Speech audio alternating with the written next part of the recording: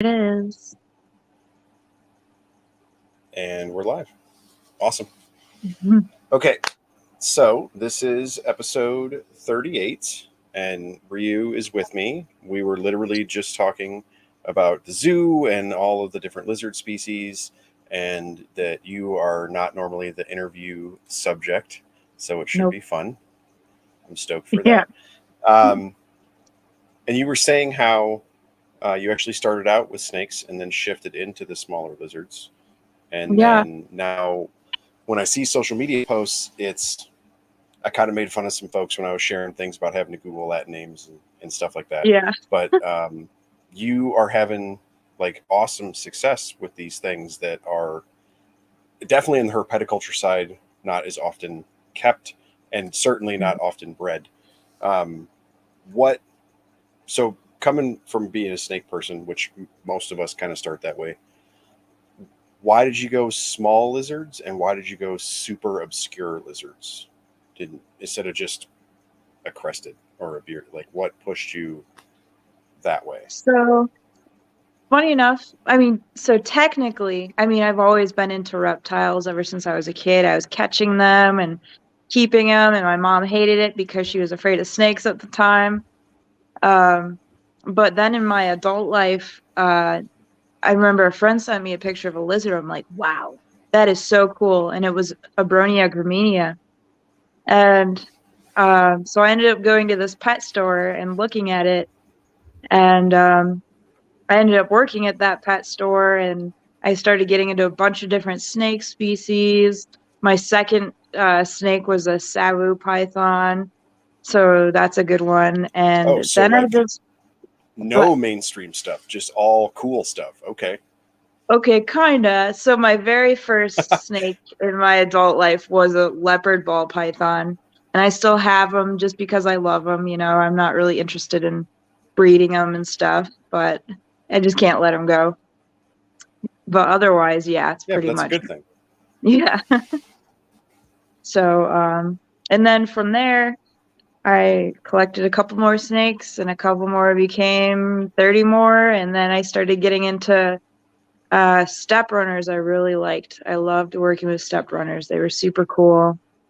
And then Anolis barbatus, that was another huge favorite of mine. And then I started getting into all the other anoles and Platysaurus, which are the flat rock lizards, for those who don't know, and Whiptails, and it just kind of took off. And now it's a nightmare. I'm just kidding. So why small stuff? Is it a space thing or a behavior thing or it just kind of fell out that way or I because don't all those know. are It's just, they're pretty little and quite a few of them are pretty quick. oh, very quick. Um, yeah, I don't know, they're just so different. And because, like, a lot of people, they'll have the monitors and stuff like that, which are very cool. I work with the monitors too. But it's like, when you get something like Anolis or Platysaurus, there's so many subspecies and they come in all kinds of colors. And like for Anolis, there's essentially an anole for every section. There's an anole for tree, for blade of grass, for underwater, like everything. So it's really cool to see so many different types of each of these lizards. So that's what I like about them so much. Yeah. And you just recently posted about Platysaurus and that you were keying one out and it was something different than you thought originally. Yeah. Um, so for folks that don't know, especially when you get into things like all the little flat rock lizards and stuff, like it really does get that nitty gritty, and sometimes it is hard to tell those things when you have Oh, yeah. imports and different stuff like that. Um, do you find that happening more often because you're working with kind of the more obscure stuff where like a lot of people who probably is the sales origin of those things they don't totally Yeah. know and then it gets to somebody like yourself and you're like hey man that's not that you know and Oh, yeah. Yeah, all the time, especially like for a while it was Hydrosaurus. the sailfin dragons, where everybody would kind of mix them up a lot, and then the names got changed around, you know. And so at first that was kind of a tough one to figure out, and now it's kind of like set in stone, at least for now. Who knows, you know? And then Platysaurus is another big one because people just kind of name them whatever, you know, they think they are, and going on Google doesn't help at all because, you know, they list a billion different ones if you type in images. So I essentially had For to sure. go back and get this old book that Broadley himself wrote, and it has all of the descriptions, scale counts, colorations, and everything you could ever know. And so that is like my key for everything right now. That's awesome. Yeah. So you just made a post about actually we're jumbling through, but you made It's okay. several posts about some really cool things. So the Cophotis, you Yeah. had a baby that I saw, and Yeah. then Sarah and Bill Stewart were saying that they had or are attempting to get babies from a different species in that genus. And I saw Yeah. you guys commenting back and forth about mixing and matching babies, so that'll be cool. Um, Yeah. when it comes to stuff like that, and just generally the species list that you sent me is kind of all falls in the same idea. Um, we were talking earlier about how, you know, a lot of the enclosures you post are kind of naturalistically set up, and it's much more, Yeah. it's not sterile, right? Right. And so with those species where there really isn't a care sheet, you're kind of you literally are having to use actual literature in order to help with your care. Yeah. um, do you find, like, because you keep posting cool successes, and so do you think that is the two things I would seem to be related? Like, you're really good at building enclosures and they fit their naturalistic environment, and so it would stand to reason you get naturalistic success, and naturalistic success would be babies. um, Yeah. do you find that kind of is the track that you're on? Oh yeah, absolutely. I think sometimes people really underthink their setups. Like, I mean, to start off in the regular pet trade, usually they're like, oh, you need tile or carpet, you know, because impaction and this and that. And it's like, well, what do you think they do in the wild? You know, they want to feel that warm sand, and I don't know. And another thing I think is giving them a lot of options, you know, options to thermoregulate by having, like, for example, for Platysaurus, having several different levels of stacked stones and stuff in different areas so that they can have heat uh, in different ways, and have a cool area and a moist area to lay their eggs, and just all kinds of options to hide and get away, because I feel like everybody kind of thinks that they need to see something at all times to appreciate it, but I think it's cool just to even know it's there and see it every once in a while. And that's why I also have those little cameras on them so I can see them when, you know, when I'm not around. For sure, when the Yeah, giant monkey isn't scaring them. yeah. Yeah, it's Exactly. I I have a handful of folks that I talk to, and they always refer to reptiles as prey species, and Yeah, I don't think a lot of people take that into account. Where, especially a lot of the things that you're describing that are pretty small, yeah. um, dude, that's bird food, that's cat food, that's snake Oh food, yeah. that's, you know, and so a lot of their natural behaviors are going to be things that help them hide and blend in. And Yeah, so if the big baboon with the beard shows up, like, that's really scary. And so they start to do the things that they do.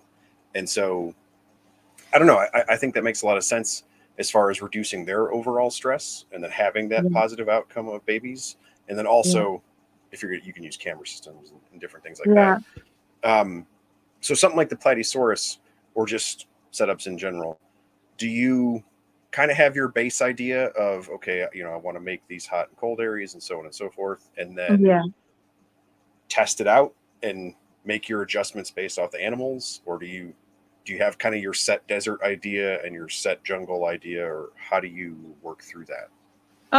It really depends on the animals. Like obviously the platysaurs are kind of all around the same, except for their diet, after further reading. Because I mean, typically people usually give everything crickets and mealworms and stuff like that. But uh, after further reading, when it comes to different platysaurus species, even ones that are neighboring to each other, like for example, the small Torquatus, they eat ants in the wild, and then the large Imperator, they eat beetles, like as most of their diet. So, um, Okay.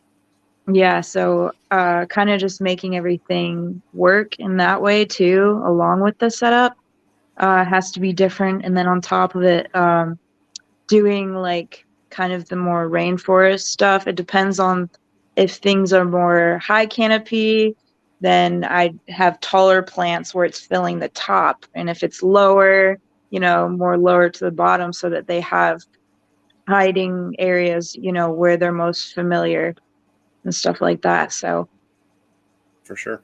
yeah. So that I in herpeticulture, more like pet side, it that's kind of like the missing thing, right? Until you get to chameleon nerds. And Yeah. so like that's what I've always found that kind of weird.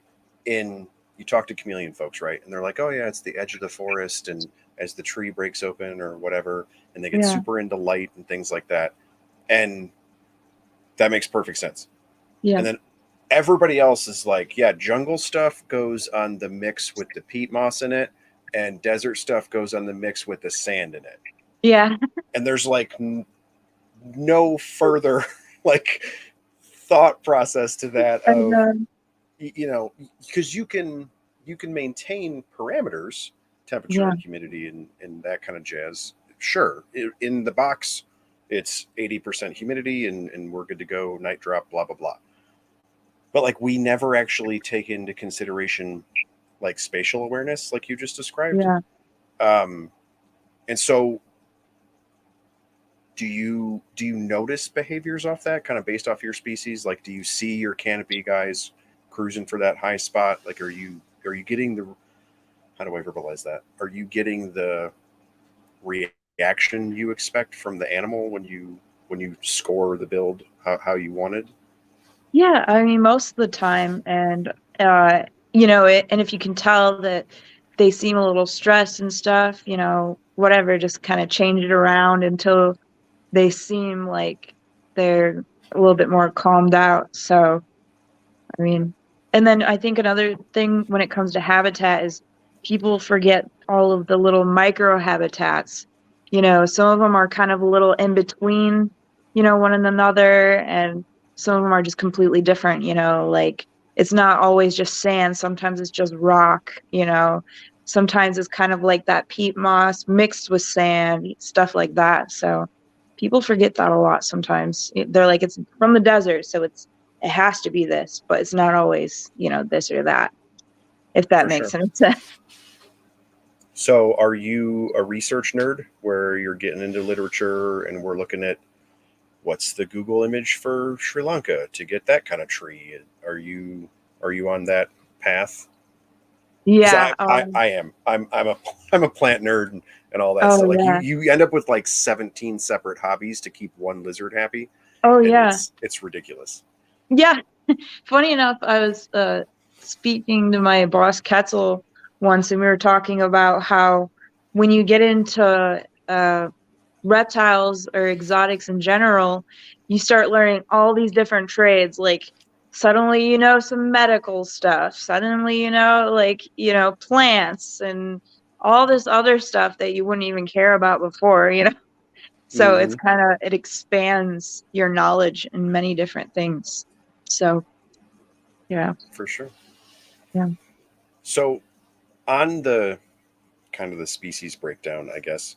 Um, a lot of the species that you were describing are a little more tropical and temperate, and quite a few arboreal things.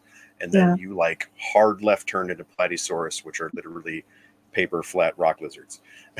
um, Yeah. do you kind of have a preference, or is it more? like they have cool behaviors, and so you pick and choose that way, or how did you come to make that recipe of eclectic species? Oh God, I have no idea. It's like if I like it, I like it, and that can be a downfall sometimes. So I'm trying to you know, like I've been downsizing recently. I'm like, okay, I have to just focus on these, and then there's something else that's like, oh, that's so cool. I would love to work with that. But it can be tricky. It can be trickier working with things that you don't see quite often, but it's very interesting because I feel like it's like an open book. You get to discover these new behaviors, and uh it's not like, it's hard to explain, but it's almost like, having something like a bearded dragon, which they're great animals and stuff. It's like people kind of relate them to having a personality like a dog and stuff like that. Okay, When it I comes see to that. the more weird, obscure stuff, it's like, what is he doing? Like, oh my God, that's totally what he's doing right there is this. And it's so interesting because you learn new behaviors from all these weird little animals. Same with obscure snakes and stuff that I work with, a lot of the slug eaters and stuff like that. They're just so weird, and you just discover new things all the time, you know? Yeah, I get that. So I don't know. Like that is a unique perspective. I think it is becoming less unique, and not in a bad way. I think more people are adopting your idea Yeah. of that's not, how do I say that? That's not like pet keeping. That Yeah. is when you describe like, oh, my hobby and I'm into herpeticulture, and I'm, that is, you understand their natural history, and you read Yeah. up on that, and so they're from a canopy thing, and then I decided to create that, and then you had to actually watch, and oh yeah, they used that, or this didn't work, or I didn't have the lighting accurate, or what have you, and you kind of, it's more like saltwater fish keeping, where it's more like experimental. Like, oh, I think I Yeah. messed the calcium up because that coral looks funny, and so now I need to adjust things. Yeah. There's just more detail, I Yeah. guess, as opposed to the like people kind of poo poo on bearded dragons or whatever. Like they're a simple pet, but Yeah. that's why they're awesome. They're Right. awesome because they're a simple pet, and tons of people can do that, and then that Yeah. gets people into herpeticulture, and then they want to learn our stuff, or they Yeah. don't, and they just want to have a leopard gecko or whatever. Like that's cool, Yeah. but it it's just like a different level, I guess. Like if you get a fish tank and you keep fish, and like that's cool, you can use sink water and just clean it up a little bit. That's better. But then you talk to a saltwater nerd, and it's like, okay, this costs more than my car, and there are 3 fish in it, Yeah. and it's just like a whole different level of nerdery, but it requires the research, and now you're a plant nerd, and now you know how to build Yeah. stuff for the background. And I saw you share a picture of Ari where he was like literally sculpting clay, and Yeah. like, oh, so you always wanted to be a sculptor? And it's like, no, I'm a lizard nerd. You're like, oh, so where the hell did you learn clay? And it's like, well, I don't have a Yeah. choice because I like rock stuff. Yeah. Like that's Like I and gotta. yeah, I don't know. Yeah. It I see more people um, going down that path, which I think is really cool, because it's just, I don't know, it kind of sounds stuffy or whatever, but it's just like more serious. Like Yeah. it requires more research and requires more of your time, and things like that. But then you do that, and you get babies, and you get, Yeah. these obscure species that you're like, several of the species that you talk about are obscure enough that when you post them, a lot of folks don't know what they are. And Yeah. then like I see some of the responses to your posts, and it's people that either know exactly what that is, and are like, they are talking to you because you are that person and you have this thing, or it's people that are like, yo, what is that? Like, how, like, how does that, I don't know, like, how does that play into that? Like, is it cool, or is it like weird when it's like, oh, hey, you like the one weird thing that I like, we should talk in Latin for 2 hours, like, is how does that, because it's got to be a very select group of people that would Yeah. really even pay attention to the things that interest you. So do you find that where it's like these four people are always the people that message you, or like how Yeah. does that play? Yeah. Yes, I have two lizard groups, like group chats. One is literally just for Hydrosaurus. We talk all about Hydrosaurus species, and then the other one is all Anolis people, and we just talk about that stuff. And it's kind of like that at shows too, where you see the same things, and then you're like, oh my God, they have one of those. That's so cool. Holy crap, you breed these? I love these. Let's talk about it. Let's hang out and figure out the best way to keep them and produce them, and maybe trade bloodlines and stuff like that. So it is really cool to just kind of run into those people. And one of the things I'm hoping to create is kind of start producing these animals, bringing them back into the hobby, and letting more people experience how cool they are. And so that'd just be really neat. Like one of my big dreams, like with my logo and stuff like that, is I just want to set up a table and have all these cool, really neat, obscure reptiles, and have people just bewildered and be like, wow, I would love to try and work with that, just because it's cool. And it'd just be cool to bring these things to more homes, and educate people about them, have it more common knowledge. So on the education side, working with the species list that you work with, Yeah. um, do you find yourself more like, at shows and more events like that where like you're going to have to kind of explain some of this stuff, like, because as people walk by, they're like, yo, I've never even seen that. Like, I didn't know that thing Yeah. existed until I met you. Um, like, how do you approach that? Like, just kind of elevator pitch, like, yes, it is super cool. Here, you should check it out. Like, So I haven't vended yet. I'm still getting Okay. there. I'm still trying to produce more stuff first. But I will admit, I'll be the nerd that if I'm at a zoo somewhere or at somebody else's table and there's somebody who doesn't know a lot about that animal, it's like I'm like all kind of like listening at, oh, by the way, this is this and this does this. And I just kind of like swoop in and give them information and stuff just because I like to. And then they're all like super grateful and they're like, wow, thank you. I don't know. It's just kind of cool to educate people, even if it's randomly and unasked for.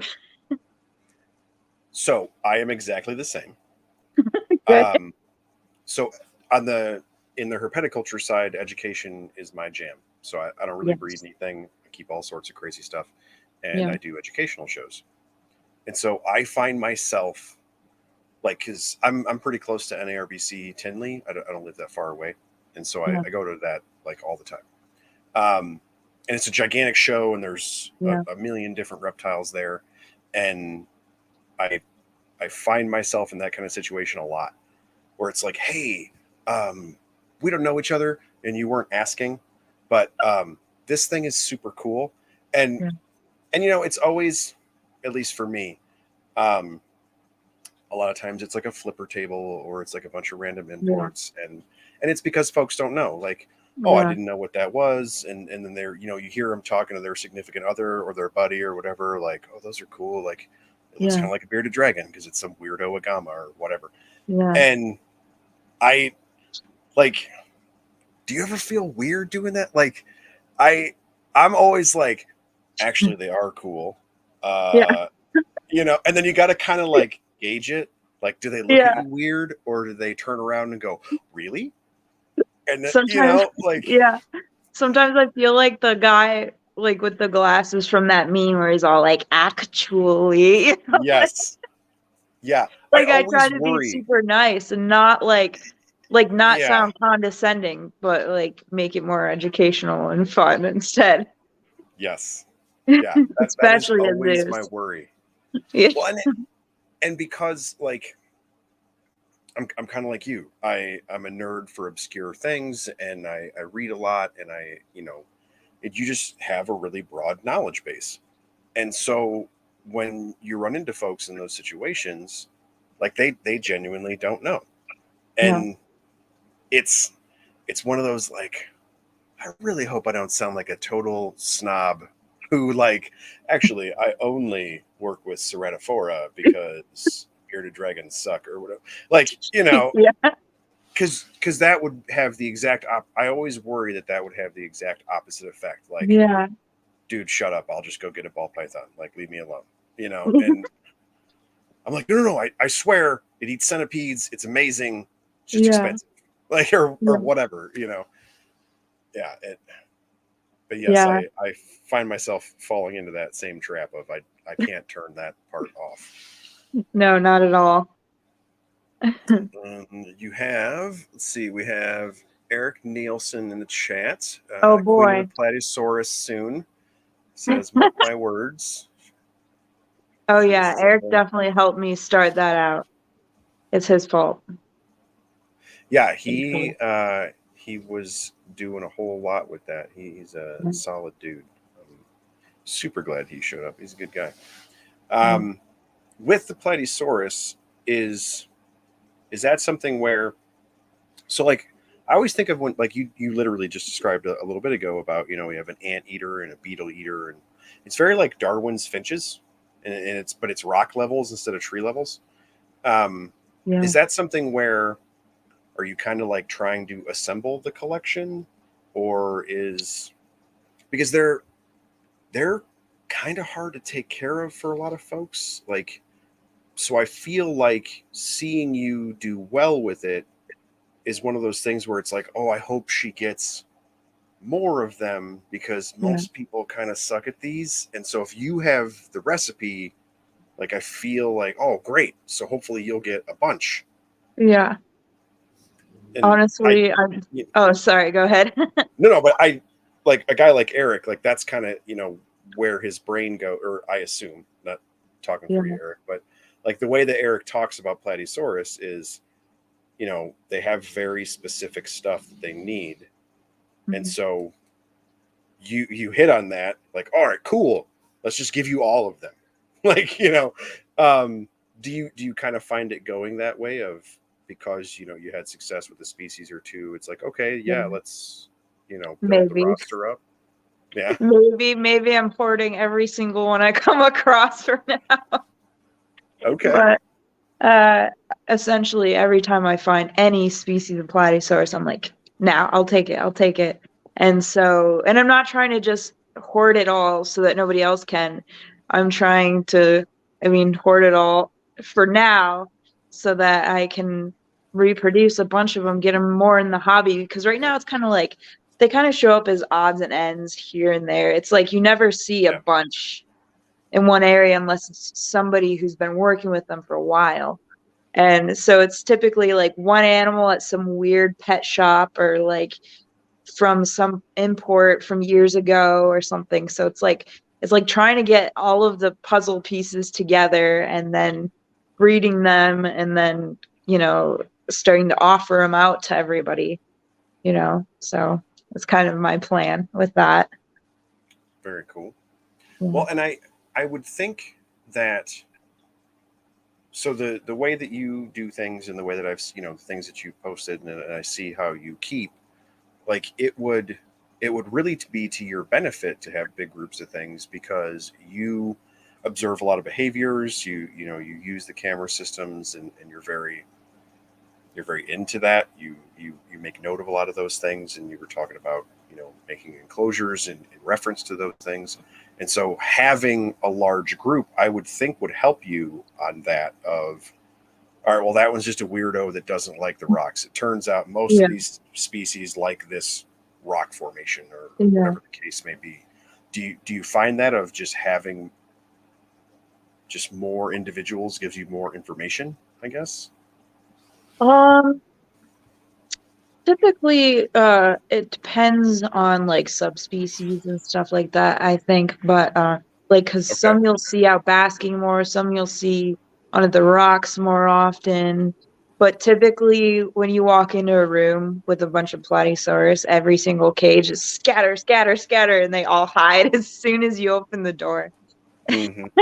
So, I mean, that's pretty much how they are. And they do really well in groups. So, even if there's multiple males, I have never seen any sort of damage to each other. They just kind of keep their own territories. And Okay. typically, even in the wild, what the other males will do when there's a higher up male around, they'll change color to look like the females so they can get past the males and breed and eat and everything without trouble until they get figured out. So, Okay. yeah. So, kind of taking into account something like that, is that impacting how big of an enclosure you're making? Are you trying to make it so they can all have their own space, or how are you dealing with that?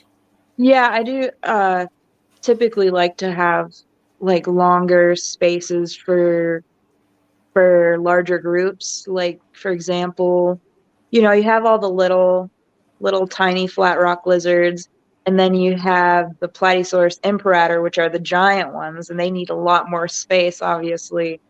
But I mean, to be fair, except for a couple breeding groups in the back, those are temporary anyways, because they're going to be running around on huge exhibits uh, at some point soon. So, I mean, they'll have all kinds of space to do whatever they do, and it's just Yeah. cool to watch them do that. So I've always wondered, because there is a little bit of a flip to that when you, so like the invert crowd, right? Yeah, There are a lot of folks that, I'm part of the invert crowd too. yes, that's Yeah. kind of why I was bringing it up. When you talk to some folks that talk about keeping certain species of tarantula in groups, right? It's Mhm. always a huge no. Don't do that. Yeah. But it's the species, aside from Balfouri, because they're weird and they just Yeah. do their own thing. But the other species that folks do keep in groups is Mhm. the actual opposite thought process, right? Of we keep them in a smaller space so that they don't develop their own territories and they all just kind of benignly ignore one another, uh, Oh, yeah. in consideration of similar sizes, of course. Yeah. Big stuff eats little stuff. But if we're all the same size and we don't have enough space to make our own territories, we don't generally fight. Yeah. Whereas then you talk to reptile folks, and even for things that we keep colonially, we always really push, we the biggest enclosure possible. And Yeah. I mean that makes sense, but like it's one of those things where like the behavior you just described, that there's kind of that balance, right? Of Yeah. if the enclosure is huge and we could all make our own territories, then I don't ever have to sneak past you. Yeah. Whereas if you kind of set up maybe a small to medium enclosure, you you run the risk of upping that stress level a little Yeah. bit, but then you see the behavior of, well, he's got to change color or he ain't getting that girl because Yeah. we're all sort of I've stuck seen together. that too. So like when I was trying to count out what the sex ratio is and stuff, I'll have a few males that look like females. I'm like, oh God, I gotta like really look them over now. And so I've seen that a couple of times because there'll be the huge bright yellow male, and then there'll be the ones that are kind of dulled out because they're like, I'm a girl, you can't tell. And so sometimes that messes with me a little bit, but it's really cool to see too. And Yeah. I mean, there's another way aside from large spaces having a lot of different kind of like hiding spaces and rocks, so they kind of set their own little areas. Like for example, I have this huge Rubbermaid tub outside, and it has a few different lizard species in it, including the rainbow whiptails. Um, some three-eyed lizards, and a couple zebra tails, and they all do really, really well together. They just have a ton of space with a ton of different territories and options and stuff like that, and it's really cool to see, actually. So do you? So I live in Illinois, Yeah. and so I'm really limited on essentially the amount of time I can keep things outdoors. Yeah. My giant tortoises and stuff. Pretty much all of my different sizes of tortoises are in some way confined in the backyard. But do you? I've got to think that you would see so many more behaviors being able to keep stuff outside like that. Like that's super cool. Oh, And yeah. have you have you been able to, like the species that you have outside, have you kept them inside to where you noticed a difference, or have you just kept them outside and let them do their thing? A huge difference, honestly. Like the three-eyed lizards and the zebra tails, I got them later down the line, so they went right outside. The rainbow whiptails, I had them inside for a bit, and it just you could just tell a huge difference of how they'd act naturally and with that that real heavy UV and that really nice Texas heat and everything like that. It's Yeah, completely different animal. I yeah, keep it's hard most of my hard to fake knolls that outside. inside. Yeah, yeah. So it's really nice. I Very love cool. keeping stuff outside, especially because I come from Michigan, so I did not have that option before at all. Right. Yeah. So I I've listened. So Ron St. Pierre is like the outside keeping dude, Mm. and he is always talking about, and a lot of the Australian folks as well, um, being worried about predation and different things like that because you're outside. Yeah, And right. so, how do you take things like that into account when you're building? Are you is everybody just enclosed in it? Like, how do you enclose? How do I say that? How do you enclose the enclosure? Because like the enclosure is to keep that lizard from getting out. So now Yeah. we got to worry about keeping stuff from getting in. Yeah. Um, With that, like for example, the way that we set up the Rubbermaid tubs is, I mean, obviously nobody's getting into the tub part itself because it's such a thick material. But on top we have like essentially these wooden frames and okay. like really thick screening, like thick metal, so nothing can get through. And we essentially have like heavy rocks on the top. It looks kind of like a little ghetto, but it totally keeps stuff out, so that's all that matters to me. Yeah. Yeah. So My are oh, sorry. no, you're good. I was gonna say, the only animal I've ever had issue with are fire ants. I hate fire ants, Oh, even though I okay. love insects. Because there's been a few instances where in the past, they've snuck in, they've destroyed things. They're just awful. They're awful. And so, what I did with my knoll cages is since you know those, what are they? The Reptibreeze cages. Yeah, yeah. They, like, you know how the bottom, it kind of just sits in there Mm-hmm. so things could easily crawl up in it. What I did is I started flex sealing the bottoms of them so it's completely sealed so nothing gets in there like that and stuff Okay. like that. And so, I mean, I've just been taking extra precaution now and haven't had any issues since, so that's good. Very cool. Yeah, that is. When I was in the military, I was in Georgia, and that was being from up north. That was my first exposure to ants like that, and that is awful. Yeah, so I could imagine trying to keep animals. That would be brutal. Um, so when you are doing things outdoors, how so? My actual thought, based on where you guys live, is actually things overheating. So do you have shade for them, or like how do you deal with that? Yeah, there's shaded areas. But like for the anoles, since they're in light cages and stuff, let's say it's really, really hot, I'll bring them inside and they have their fixtures in there and everything. So, Okay. because like for example, out that back way, there's a little porch and then a walkway, and then there's our reptile building, like our Oh, personal. okay. So, they're out on the porch right there, and then there's a hose right there, so we're spraying them down quite a few times a day, keeping them cool. And then if it's really, really hot, we just bring them inside the building. So that's really Okay. nice. And then the other guys, I'm not really worried about, the super hot desert species we Sure. have, because they also have a sun and shade section because they're under like a roof. And Okay. um, and then when it comes to winter for those guys, it's basically just a lot of cover up and then a lot of heat source right in this certain area. So, and it works out really well. So, do you notice? Um, do you know? So, I don't even know how to do that because, like, my stuff, I hardcore notice in the winter because winter here is insane.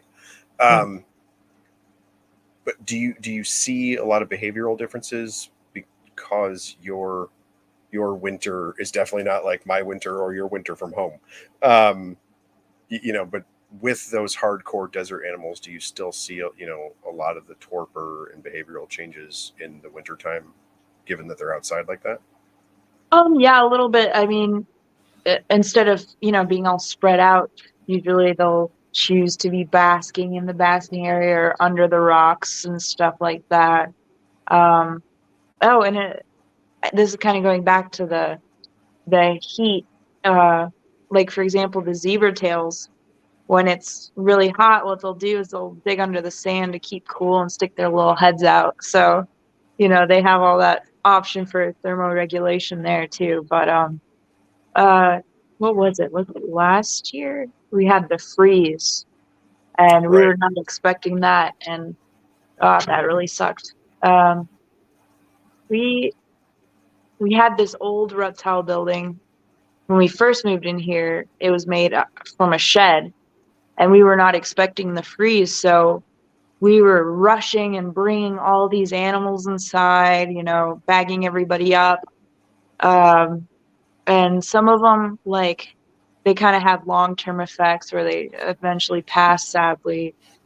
Um, but now we're like prepared. We have generators and all these ways to make sure it doesn't happen again. But it was hard on the birds for sure. The birds, like, I lost a hornbill, a mina bird, like a bunch of stuff. So Oh, yeah, yeah, that sucked big time. oh. Yeah, Yeah, it was. It's one of those things that when you I mean, because you came from Michigan, but like when you grew up in a part of the country that has four seasons, um, like some of my Texas friends were kind of joking, but it ended up being fairly serious. Like a lot of people lost animals and stuff, and it yeah, was a bad situation. But like, um, they were kind of making fun of people on social media. Like, people would be like, well, why don't you just go to the store and get a coat, idiot? And it's like, yeah, no, man, like stores don't sell coats in the desert.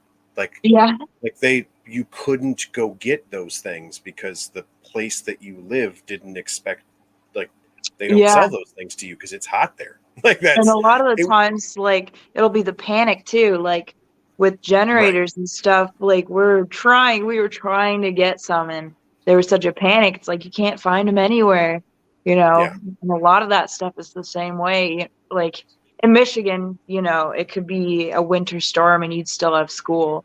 But Yeah. but here it's like, oh my God, we need the bread and milk, like if it's Yep. sprinkling a little bit. So Yeah. it's completely different. Yeah. You're literally telling Texas people like, no, man, uphill in the snow both ways. I swear. Yeah. Yeah. Yep. So on the zebra tail note, are you in the Facebook group for North American desert lizard keepers by chance? No, but I should be. Okay. So do you know who Frank Reitz is? Right? I Like the recognize the name. Yeah. okay. So old school monitor dude, like the Reitz stack for monitors, like he's that guy, Yeah. right? Oh, And okay. Yeah. so now the reason I bring this up is um now like in kind of retirement what he does is like hang out and just watch desert lizards, like he's just a nerd. um But his most recent thing was he's like, I don't know why nobody in herpetoculture is working with zebra tails. Like they're the coolest thing ever, and they're from North America. He was like so amped up on zebra tails, and then you sent me that, and I was like, yes, because I don't know anybody that's keeping those, They're and so like cool.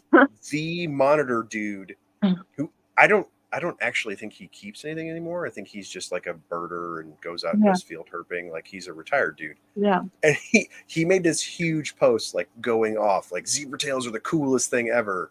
And I was like, yeah, I don't really know anybody that works with How that. long And then ago was that? Because now I feel like I have to um comment on it. I oh actually June 10th, zebra tails, the coolest lizard ever. That's Frank Reeds' post. That's Um funny. he's just always doing he does a lot of desert iguana observations and Oh, is like we have desert iguanas too. We have a bunch of them, and they're amazing. I love desert iguanas. well, and it's always one of those things where like uh, desert iguanas are super cool, but like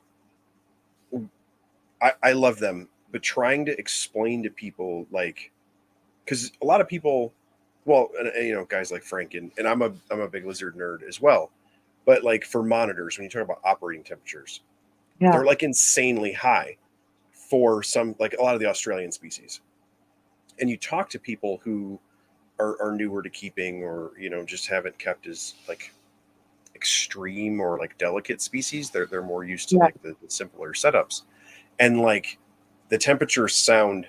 They're like, no, dude, that's dumb. Like, don't do that. You'll cook yeah, it. And then it's like, no, we have North American stuff that operates like that. And they're yeah. like, no, no. I'm like, yeah, man. Desert iguanas are like you could microwave them. Crazy. They're Yeah, ridiculous. yeah. We have them set up right next to the rainbow whiptails and stuff too. Mm. So they're loving it. And then we have chuckwallas out there too, and Gyrosaurus validus as well, a big female. She's super cool. So So with super high heat things like that, yeah. um, do you notice like I just think behaviorally that would be a little weird. Like, does it just take them a lot? Like, do they just bask for super extended periods of time? Like, I wouldn't think that animals like that would be like you couldn't quickly get to that temperature, or I would assume you would cause some sort of damage, like physically. So, do you just see them basking for like really extended periods, or how do you? What have you observed with that kind of stuff with the super high temperature animals? Um, it's kind of hard to say because a lot of the times, when I come over, it's like party's over. Um, Right. and I don't really have a cam on them because I don't have a signal over in that area. But essentially, they seem to like the three-eyed lizards seem to bask a lot more than the others. The zebra tails prefer being partially under the sand, and then the rainbow whiptails prefer to be under the rocks most of the time. So Okay. they each have their own thing. Um, but it seems like, uh, yeah, some of them bask more than others, as far as I know. So Yeah, I love meeting people that even didn't even know about those species, um, because when you first find out about them, it is so insane, and then you once you get over that fact of like, okay, this is how they operate, then they yeah, actually have like super cool behaviors. Like there's yeah, tons of different things, and a lot of those things are centered around the fact that they live in those super extreme places, and so then yeah, that of course would alter their behavior and they have to do special things.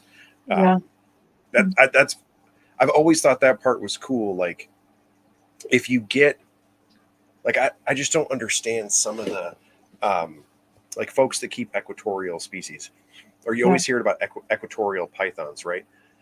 You're like, well, it doesn't really ever change. It's like 84 all the time, and then there's a little bit of a wet season and a little bit of a dry season, yeah, and you food cycle to get them to breed.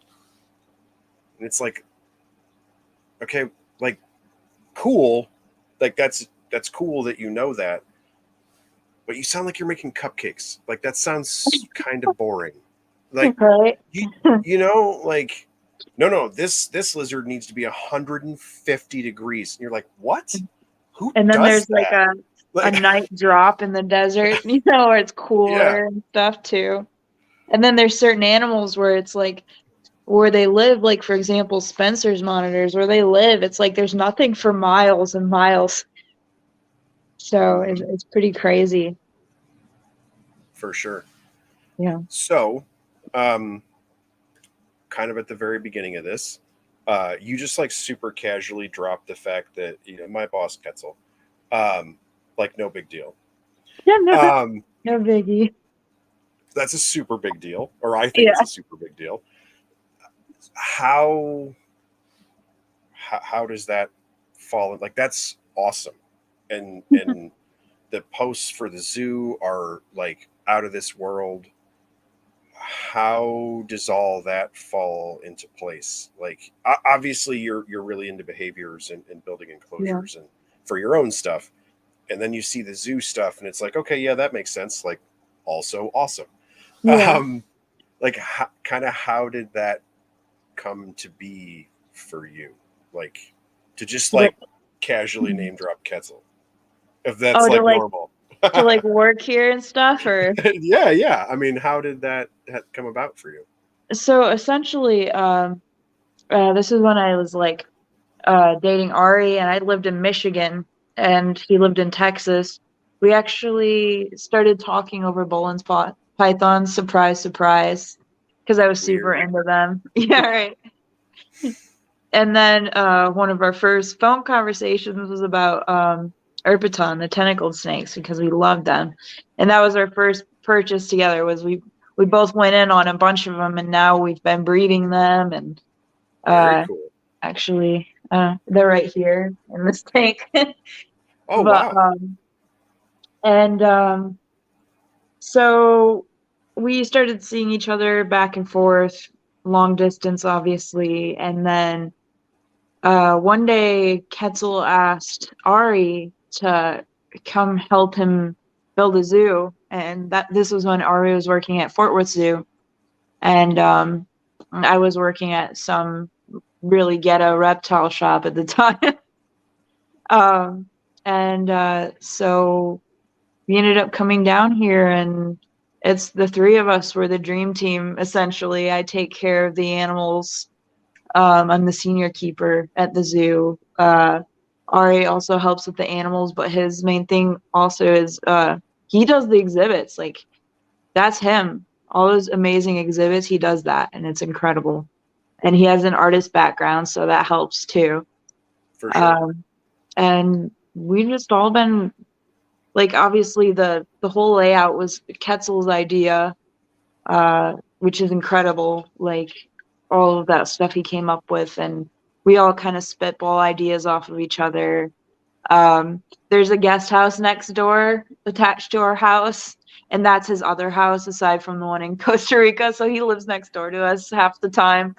Nice, And so nice. it's like family. So like it's funny, like I know that he's done so much, but like when people like say it's a big deal, I'm like, oh, Ketzel, we get bagels and lox and watch Right. movies here and stuff. Ari Yeah. comes around the corner and says bagels and lox, Nice. like a true Jewish man. Yeah, I mean that's pretty much it. That's our life. We live on the zoo property, Right. so we literally walk down the driveway and there's the zoo.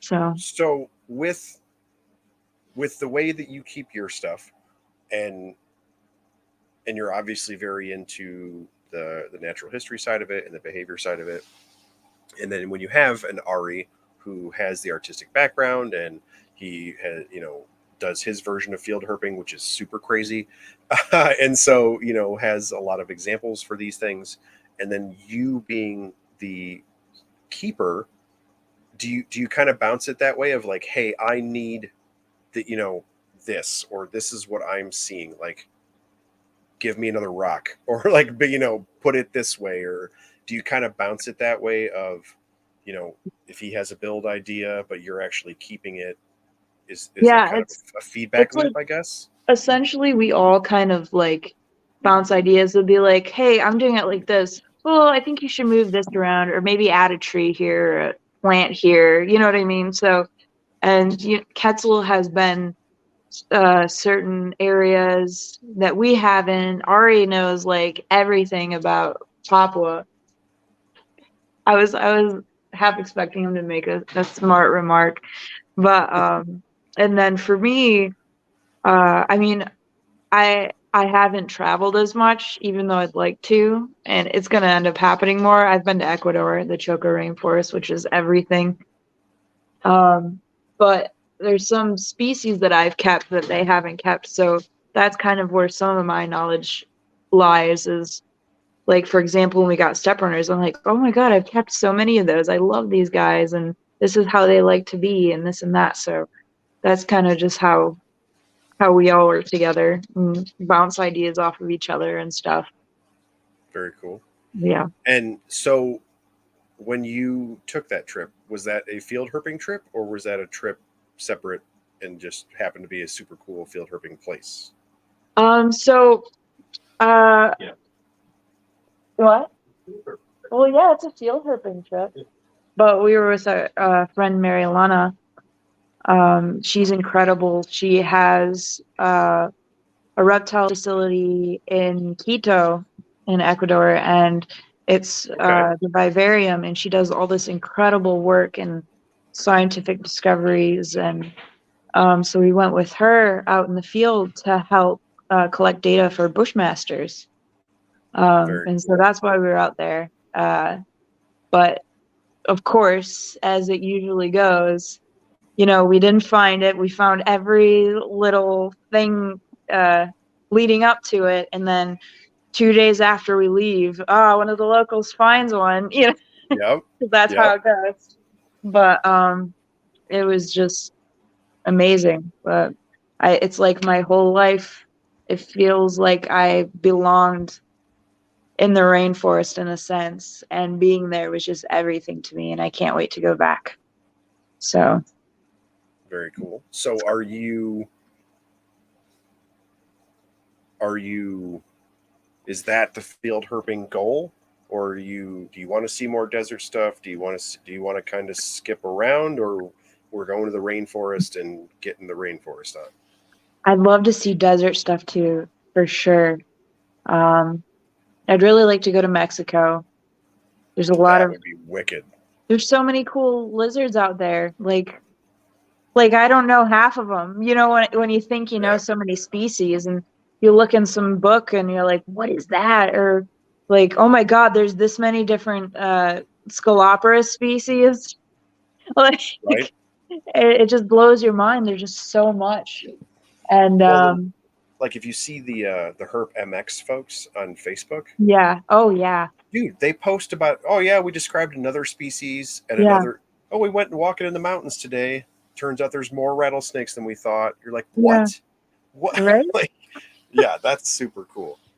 Yeah, So, I have a friend in Peru, and he's like constantly like discovering new things. I'm like, how's that possible? Like, I mean, I know it's possible, but it's like, how does one person find so many things? That's not even fair. right. So it's really cool. Yeah. So on the zoo side of things, Yeah. you made a post and are doing a GoFundMe. Yeah. And so you are still in construction phase, Yes, right? so far we have the front entrance, the gift shop area. We're still setting up items in there, but it'll be, like cool Reptilandia t-shirts and stuff, and mugs and arts, and like maybe fossils, all kinds of stuff. And then next, you go to, we have a little ethnographics museum, where it has art from different countries that represent reptiles, and there's wet specimens and skeletons, and hand-drawn art from all kinds of different artists, like Andrew Lawley, Adeline, all of the reptile artists, and it's just cool to see all that put together. And then next to that, there's like the nursery room where there's a big viewing window, and we have a lot of the babies that we produce, so people can take a look at all the different cool reptiles, even baby Erpiton, which are really cute. See, I think that's cool. I think the nursery Yeah. idea is super cool. Oh, I love it. Yeah. I've seen, because you get some zoo facilities do that with chicks, or it's usually like the petting zoo type thing, and they're like, oh, here's a baby goat or whatever. It's always the furry things. But it's an awesome idea, especially like when you talk about zoo facilities. So like our facility is nowhere near a zoo, but it's the similar idea, right? An actual zoological facility is bunches and bunches of kids that maybe don't totally know exactly what it is they're looking at, and their parents spend money, so that's fantastic. And like that's kind of our jam of we teach kids, but kids don't have any money, and so we would love for their parents to give us some. But when that is half of your crowd are kids, like the nursery, like that's such a good idea of baby everythings are cute, like even if you don't like snakes, like little bitty pencil corn snakes. Oh my like, god, those are cute. Have you ever seen baby like Emmentodes or Boiga cyanea, like the big eyeballs? Like, how can you be afraid of it? It's so adorable. Yeah, but that's an awesome idea. Like on the zoo facility side, like I don't think folks don't like when you see a lot of the big major zoos, or at least up here, I don't know, like they have a kids section, and the whole rest of the zoo is labeled like a museum. And then you just see kids like walking through the desert house, and then there's like me and my dad reading stuff. Like, it's like there's that real weird disconnect of like, let's read the scientific name of a meerkat because we're not in the water park portion. Like it, strange cutoff type thing. But yeah, especially with reptiles, like we already kind of don't have the cute factor going for us because we like scaly, weird things. Right. So yeah, I think the nursery thing for you guys is awesome. Yeah, I mean, and there's more to that. Like, I believe a lot of the times people, they can just look at animals and they don't remember it as much. But when they experience animals, like, for example, doing some hands-on stuff, and like we want to do overnight kids camps and stuff like that too. Maybe like we'll have not in a weird way, but can 38-year-old dudes go to that? No. We'll probably have an adult camp too, where you can have like a glass of wine and stuff. Who knows? Well, because honestly, man, like especially on the, like a kids science camp or that kind of thing, like because I grew up by Chicago, and so the Shed Aquarium and stuff is by me. And they of course had all those different kinds of things. But like that was always something that, and it would be really awesome for a facility like yours, is it's nocturnal stuff. Like like we all make fun of green tree python keepers, right? Like, oh, you have a green snake on a stick, like that's super lame.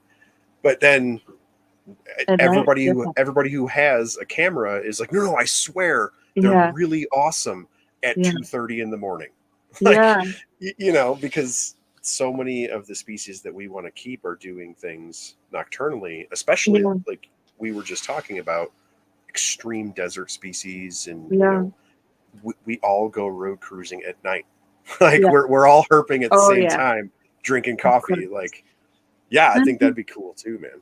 I want to like give them like little goodie bags with like a headlamp and stuff, and maybe have like a scavenger hunt of sorts, where they have to find certain animals and stuff. And the cool thing about our exhibits is most of them are mixed species, so there's a bunch of different species from one area, and so if you don't see one thing, you're going to see something else, and you'll see a lot of interaction and a lot of symbiosis and whatever else.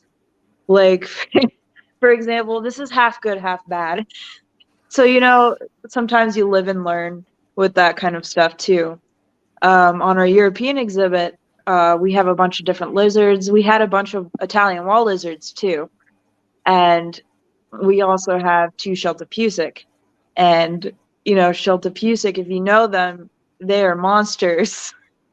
Yes. So they figured out how to climb the branches and trees and get up to the Italian wall lizards. So now Whoa. yeah, right? Isn't that insane?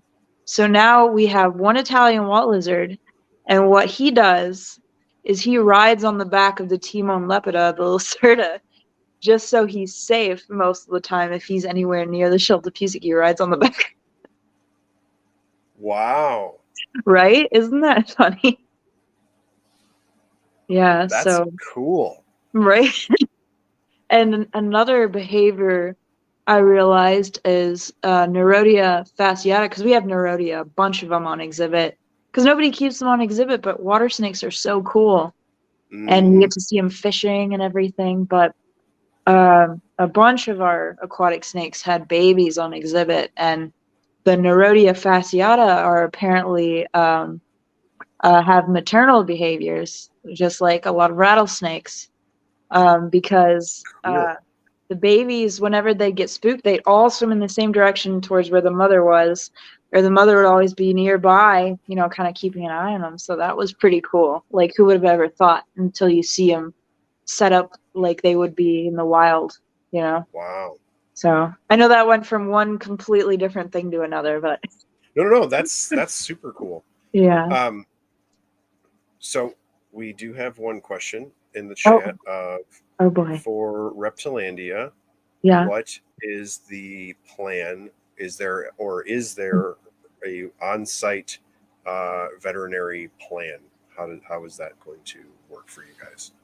So we have a veterinarian already. He's not on site, but he's not far. It's Cord Offerman, who anybody who knows him, he's a really good exotic vet. Um, and we also we've talked to a lot of the local hospitals and stuff, because we do keep venomous, and you always want to be prepared. We have a protocol. We have everything labeled, so we know which one to take if anything happens, God forbid, but we're really careful. So we have all that set up already, because it's one of the most important things to have, For So sure. yeah, so that's good. Very cool. So having a facility like this, and just your style of keeping in general, and the species that you choose, have you ever given any consideration to like the citizen science type of thing? Have you ever seen where SSAR has a program where lay people, or whatever you want to call it, folks not in academia, can participate and actually publish. It's typically like species accounts or breedings of things that are not normally bred, or behavioral observances, like you noted for Neurodia. Like, do you guys have any research goals, or would you like to participate in that side of things, or is there a plan there for that?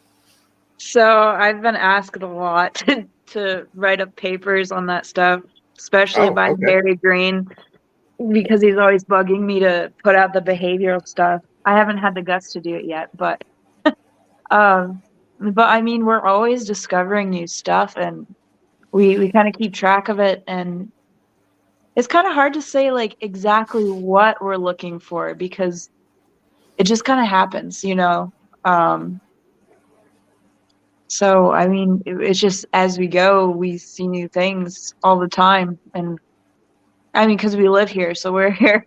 We're here all times of the day. We can go down there at night. We see all kinds of behaviors, you Right. know. So, I mean, there's all kinds of stuff that we could probably end up writing on. And another thing too, that can help with that is in our tropical building, this is the one we don't have finished yet that we're trying to get the ball rolling for. The Okay. tropical building is this huge building, and it has 2 stories. So essentially, the bottom story, you can view the bottom half of the exhibit. You'll have like underwater viewing. You can see under the water, the turtles, the fish, everything like that. And then it'll be above water, of course, on the first floor. And then when you go up the stairs, you can see the canopy level for almost every exhibit. So you can Wow. view these animals way up in the canopy as well. So that's going to be huge for observations and stuff. And um, Yeah. yeah, we're probably going to set up cameras for some burrowers. We have, if you've seen the croc monitor exhibit, it's huge, Hmm. enormous. The trees are going to be hollowed out, so we have access into them. Okay. Um, uh, and we're probably going to have a camera system too, so people can see what the crop monitors are doing. And Wow. yeah, it's going to be crazy. We're going to have Draco lizards flying around in there too. That's cool. Right? Yeah, that's going to be really neat. So we'll see how they do. So, for you as a keeper, that's a lot. Like, Yeah, it is a lot.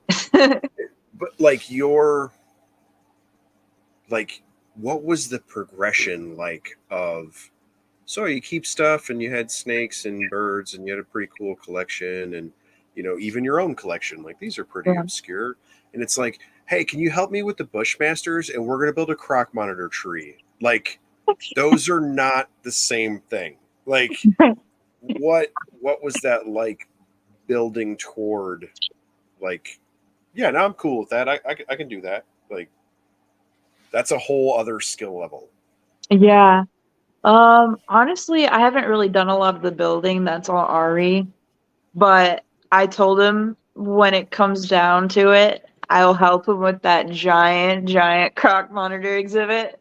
And I mean, I used to be an artist too, so I can kind of figure that out as I go as well, and he'll just kind of guide me along. And but most of my day is all taking care of animals. So Well, but that's what I mean. Like, to go from this exhibit is Sheltopusic and tortoises and things, and then over here we have a venomous thing, and then over there are the turtles. Like, is it?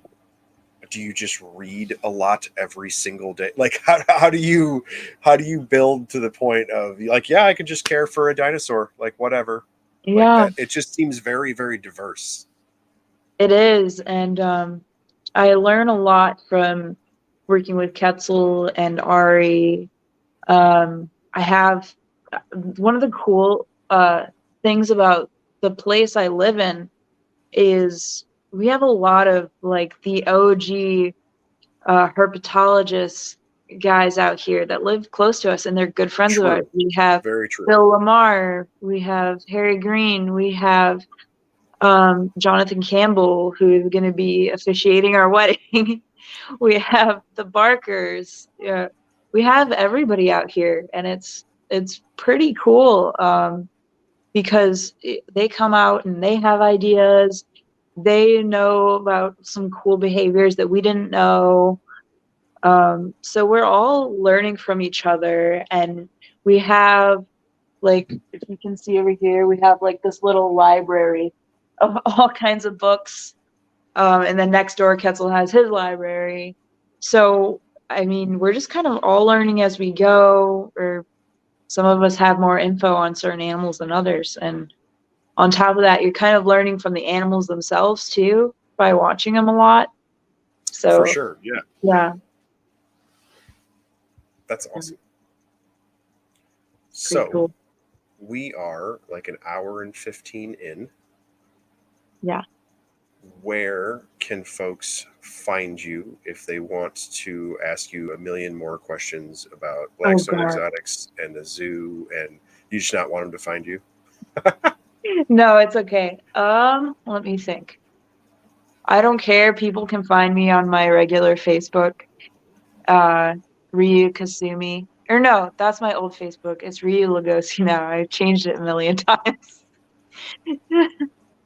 Just think of like Bela Lugosi, like the first Dracula. But there's that. There's the Reptilandia page. I run both Reptilandia pages. Okay. So you can find us on Facebook with the Bushmaster logo. Just look up Reptilandia. And on Instagram, it's also the Bushmaster logo. It'll be Reptilandia. I think it's _zoo. And I respond to all those messages. You can follow our progress, learn about all these different animals and stuff. So, yeah, any of those are fun. Very cool. Yeah. So we talked about it at the very beginning and before we went live. But just so everybody who is listening to the episode after we publish knows, I will post the link to the GoFundMe in the show notes. And then when I make the actual Facebook post to say, hey, this episode is up, check it out, the links for GoFundMe will be in there as well. And then on Facebook, I'll also share the Reptilandia page so folks know where to go. So if you're coming to this through the episode, you should be able to follow the links to get to those pages also. So we'll cover all those bases. Yep. And then our last question was, do you know how many species you will have on exhibit? I would guess a lot. Oh, God. Oh, man. A lot. And the cool thing is, like, we'll be displaying some common stuff, which is cool. Like let's say like ball pythons or bearded dragons and stuff. Because I mean, you see them in pet stores and stuff in people's houses, but do you really see them set up naturalistically?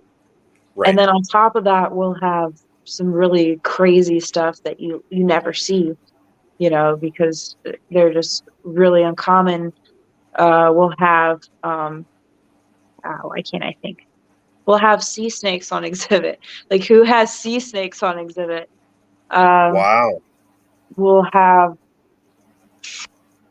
I don't even know where to start, but there's a lot. I'm just saying, there's everywhere you look, it's going to be like a wow factor. It's pretty cool. A lot of species. Awesome. So, yeah. I am very excited for that. I honestly, to hear you describe it, and so I originally was a saltwater nerd, and so built reef tanks and all that good stuff. That's cool. The approach that I hear you talk about and I see on Reptilandia pages, I see that of like, oh yeah, like I got some crabs or whatever, and I got some insane coral. But like when you look at a reef tank, like that's the fun of it. Like you sit on your couch in your living room and you're like, oh, look at that crab doing crab stuff. That's neat. And it costs like $3 and nobody cares. And then also when the light comes on, there's this $1 million purple coral or whatever. Like you have this broad spectrum of things for folks to be interested in. And like I've seen that be a really successful model. And then when I hear you describe these things and talk about your style of keeping and what you're setting things, like it's all sounds very similar. So yeah, I'm super stoked. I can't wait to see what you guys do. And like, just even, I think it's funny. Like I kind of was being smart when I was messaging you, like, oh yeah, I guess we'll also talk about the zoo or whatever. Like the zoo's insane, but like your collection is already nuts. Like you keep super cool stuff and you're already doing things in that manner of behaviorally, and here's the setups and tons of detail and all these different things. And then, oh, also the zoo does this cool thing too. Like I think that's really cool. Like it's one of those, you would think about it like a mechanic's car, right? Like, oh, I work on people's cars all day, so my car sucks. Like it's just enough to get me to the shop, whereas you don't seem to have that. Like you have, oh yeah, these are super cool. Well, that's my stuff. The other super cool thing is this way.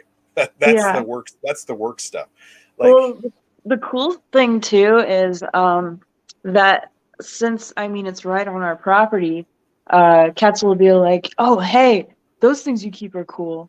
Can we just put those on exhibit?" I'm like, "Yeah, sure. I mean, I live here and take care of them anyway, so why not?" So a lot of True. my stuff ends up going on exhibit too. I mean, minus some of the, shyer stuff like Xenodermis and stuff like that, I kind of keep in a quiet building because they're not really, Yeah. you know, fans of being displayed. So, and that's totally cool. But a lot of the other stuff, like I have my Hydrodynastes pair, and they've been up there for a while. They've been growing, and now they're huge and breeding and stuff. So it's just cool to see them. Like it's like why not? Why not put them on a giant exhibit? Right. There's no Well, downside. and it kind of allows you, like, you know enough to be like, oh, these are kind of chill, they're cool to observe, and if you have the camera set up, like, that's cool, but it wouldn't Yeah, really jive for 50 people a day to walk by this pane of glass. Like, it just doesn't yeah, work, which yeah, is a bunch of species, like, that's fine. And yeah, it's cool that you can recognize that and then be like, nah, I'll just, these are my thing, and then I do my thing, and it's good for them. yeah, um, that's definitely more of a, like, it's their welfare. Like, no, yeah, it's better for them to just be like a closet animal, and I watch them on the camera and leave them alone because that's what they like. yeah, yeah. I Like, don't. that's It's like I don't really need to have them for entertainment value necessarily. I like knowing right. they're there, and I just think they're so fascinating, even if I never see them. That you'll hear a lot of people like, "Oh, they'll spend most of their time underground. They're so boring." I'm like, I don't care. I don't care. It's fine. Or they only cost like $2. I don't care. The cheap stuff is so cool sometimes too, and they get overlooked because they're not like Yes, expensive. Like I'll rush over to the import tables so fast, to find like cool little guys. absolutely. Yeah, Yeah. I mean, and that, like, I mean, half the stuff that you messaged me about, it's like, well, you're probably only going to find it either at your house or at an import table. Like, they're just Yeah. like, best of luck, dude. Um, Yeah. but that's awesome because,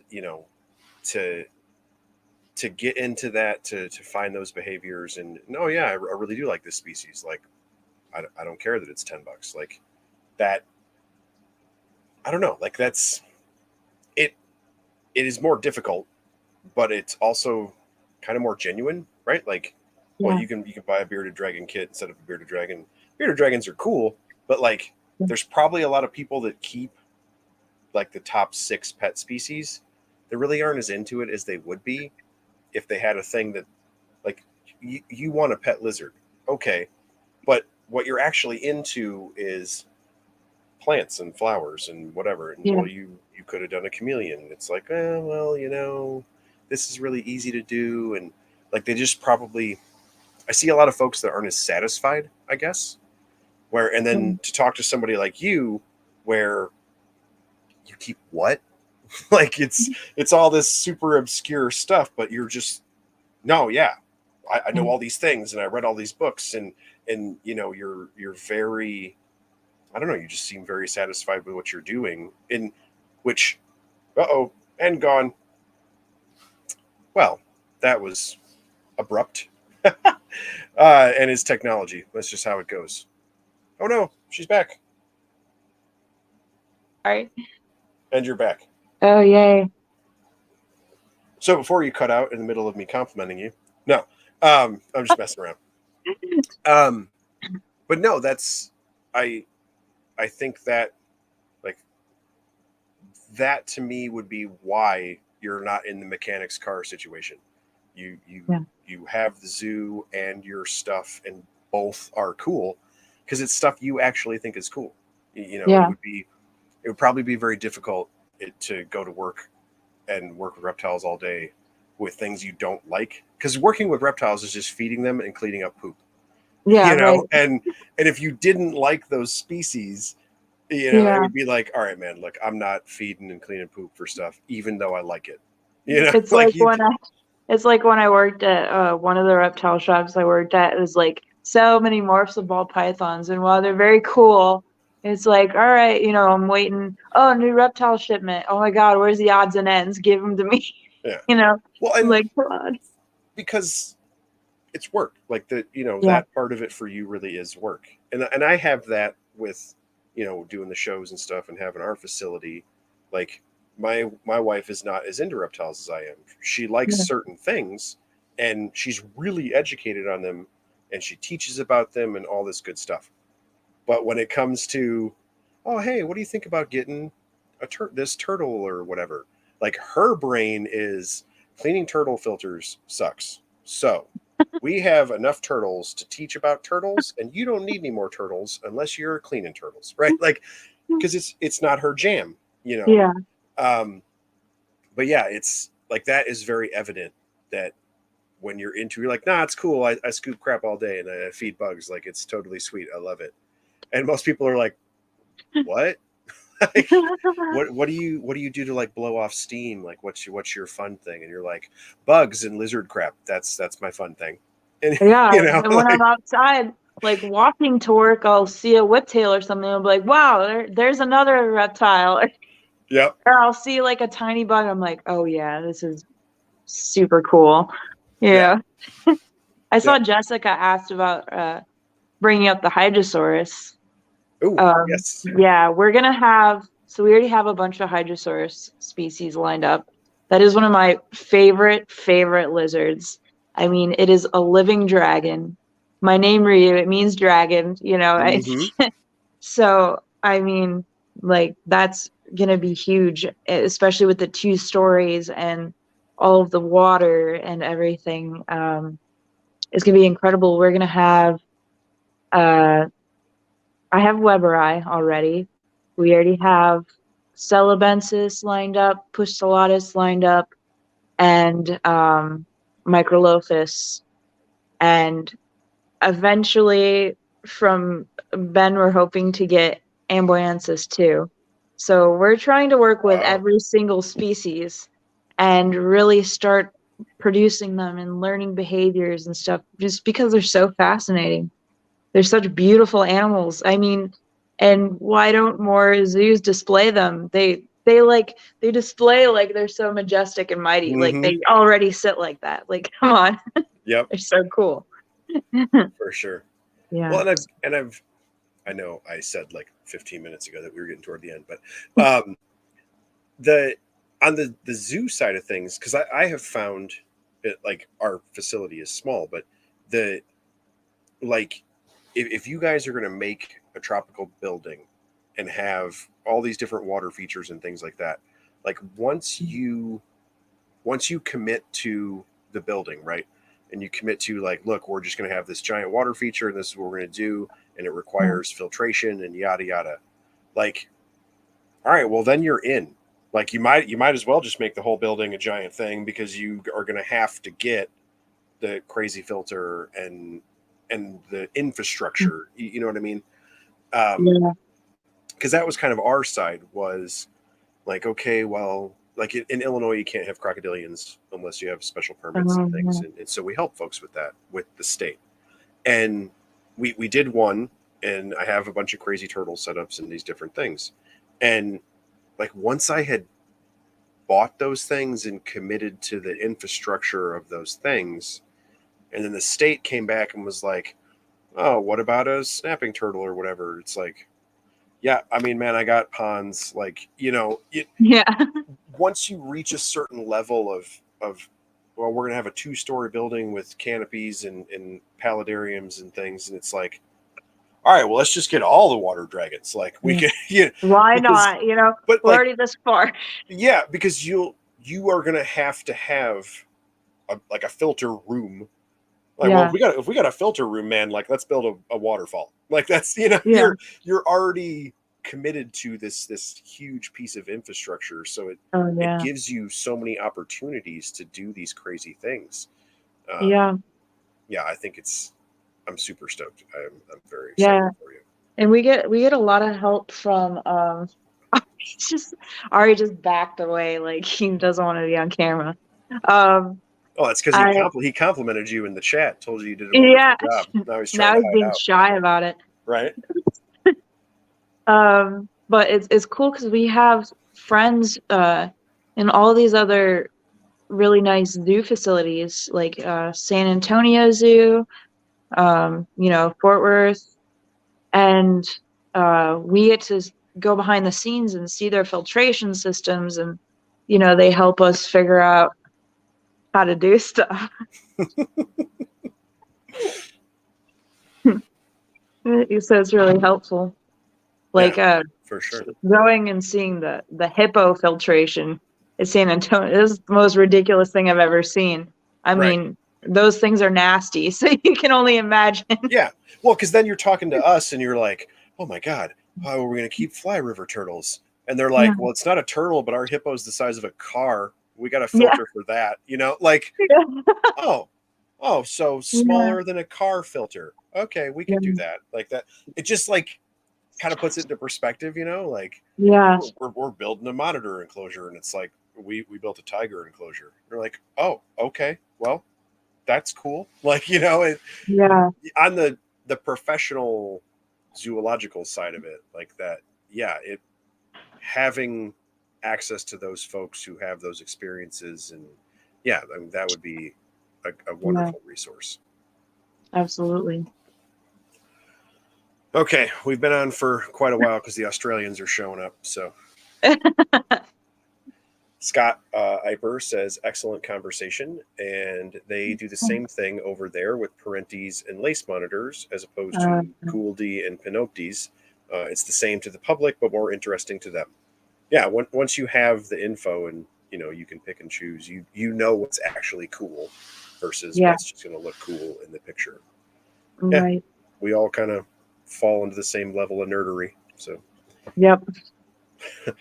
All right. Well, I really appreciate you coming on, and this was an awesome conversation.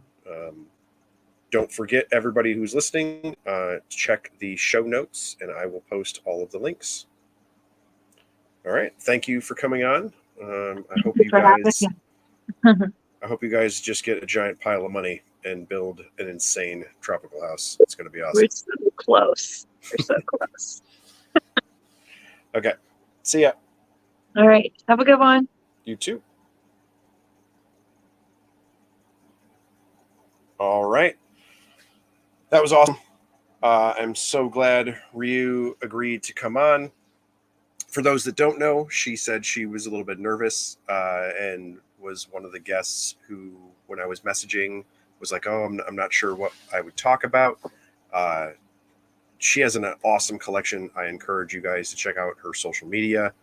Both her social media and Reptilandia's social media, both are really cool. She's keeping all sorts of obscure species in her personal collection. She's killing it. She's getting babies from stuff that I had to Google, and I am into a lot of weird lizards. So if I had to Google it, it's probably pretty obscure.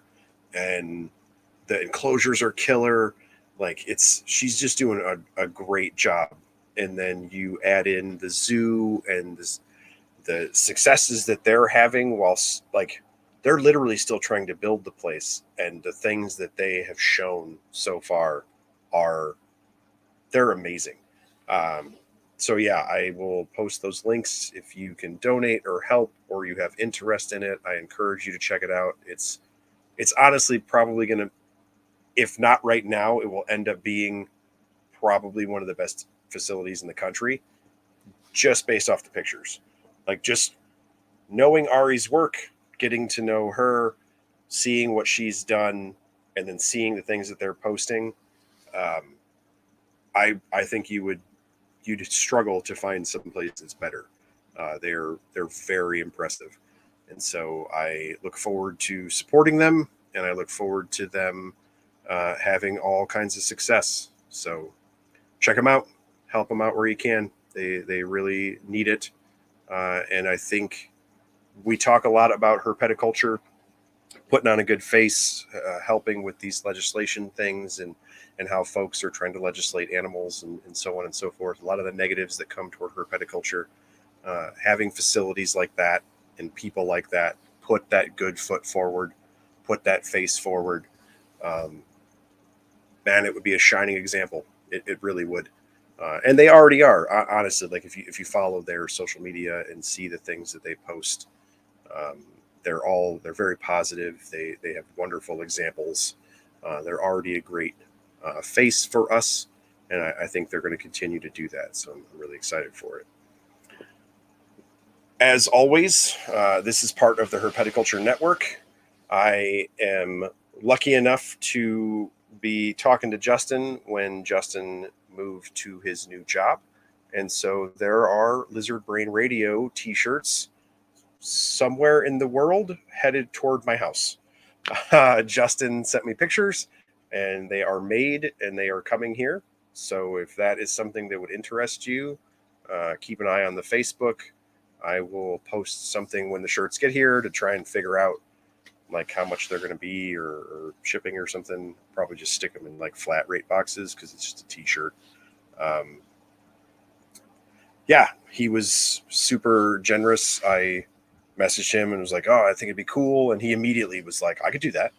Uh, he's like that with everything. Justin does a million different things in herpeticulture that I don't think a lot of folks realize, and it just if you ask him, he just adds another one to his plate. So I'm very happy that he is keeping things going with the network the way that he is, and then he randomly helped me make shirts. So super good dude. That's awesome. And as always, it's brought to you by Black Box Cages at blackboxcages.com. I was working on my black box setups again today. I got more lighting installed. I figured out my plant lights, so that's going to be pretty sweet. And I got things set up to make my fake trees for the rainforest and forest setups. So I will get some pictures up of what I'm trying to do with the lights so you guys can see that. And the hardware that I'm using, almost all the hardware actually came with the enclosures. When I asked them to do the different drill holes and setups, they sent me the hardware to go with those things. And so when you order stuff, they'll make different cutouts and things for your different light fixtures. You can go through all of that on the website. And they're super responsive. Like they answer their messages and emails. They're really on it. And they can pretty much tell you exactly how they're going to do it. They're really great for. They understood what I was asking. Is I don't know. I guess is how to say it. Of hey, I want to use an Arcadia lamp holder. And they were like, yeah, got it. So, they knew where the holes for that were, and this is what I think for placement. And okay, cool. And it came exactly like I asked. And here's all the holes. Stick the plug in there. Good to go. It was very, very simple. And so it's made the setup really easy on me. And then it's just me doing the interior because I, am the nerd doing all the zoopoxy and that kind of stuff. So that's what's adding the time. The setup for the enclosures is wonderful. It's very simple. And so I'm pretty stoked about that. And I also got more supplies to finish out the South America biotope that folks have heard me talk about. That one actually isn't lizards. It's going to be boa constrictors and Amazon tree boas. But I am making another giant tree out of PVC and zoopoxy for folks that have seen the setup I have for the green iguana. It's going to be very similar, but the bottom will be planted with a little bit of a water feature. I didn't do a water feature in the iguana. He has a larger water bowl, but the problem that I have found with green iguanas is if you provide a large water feature, they'll dive bomb into it. And I was worried about him hurting himself just because I'm trying to play with that space. I was worried that he would dive bomb and it'd be too shallow. Obviously, with the boas and the Amazons, I don't really have to worry about that. So I'm going to provide a different style of water source to let them do their thing. And I think that is about it for updates for me. Again, I'm super glad that Ryu came on.